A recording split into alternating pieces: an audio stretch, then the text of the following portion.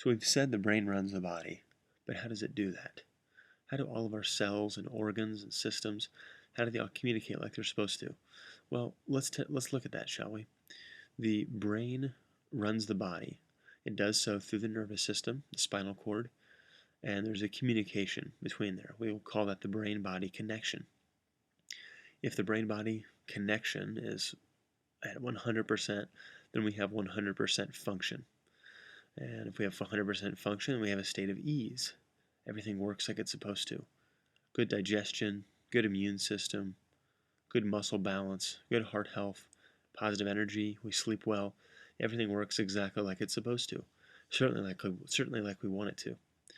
And unless there is something like a trauma, or we eat bad Mexican food or something like that, well then we feel good, right? Our body works like it's supposed to. It works like we would want it to. But that's not always what happens. People can get into symptoms and health challenges and things, and let's look at how that happens. If we have interference in the brain-body connection, then our body doesn't work like it's supposed to. We'll call that neurological disturbance, that concept.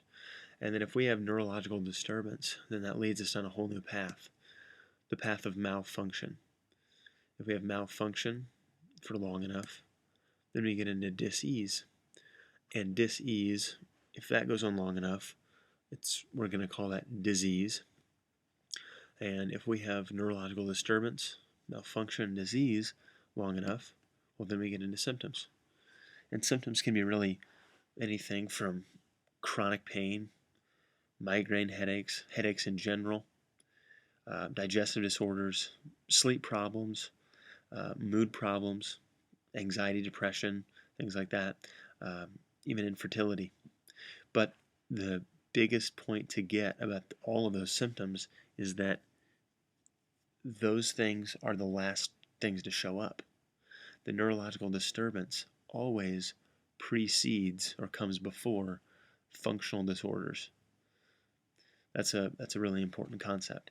So where do we get this neurological disturbance in the first place? Well, we'll talk about three main categories. The first is stress. Research shows that stress contributes to 80 to 95% of our illness and disease. That's a lot. That's a lot. Our society is really fast-paced, and our stress level is higher now than ever in human history, as a society at least. Second category is going to be chemical. Chemical is kind of a big one that a lot of people talk about now. So let's divide that into two categories. We've got deficiency. Basically, this is not having enough of the right stuff. So, like vitamins and minerals and enzymes and things like that we would get from a good diet, from an optimal diet. The standard American diet doesn't get all the necessary things in our body, and it leads us to a state of deficiency. And the other aspect of chemical is toxicity. And this is too much of the bad stuff. So environmental chemicals in our food, our water, our air. There's about 80,000 chemicals now that are out there, and we're exposed to hundreds, if not thousands of them on a pretty regular basis. So if we don't have enough of the good stuff and too much of the bad stuff, that diminishes our body's balance. And then the last thing is physical, and this is going to be things like trauma. So OSHA, the Occupational Safety and Health Administration, says that the average 13-year-old has experienced 1,000 traumas in their life thus far.